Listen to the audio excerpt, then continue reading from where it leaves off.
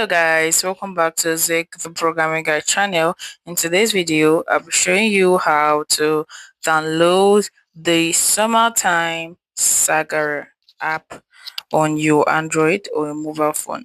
So first thing you have to do is you have to open up your Google app just like this, and you go to the home page, and you search for Summertime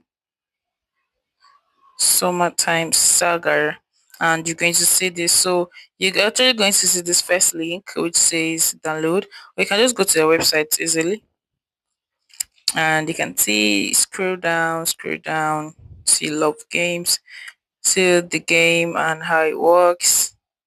So after that, you click on download game, right? You scroll down and you click on download.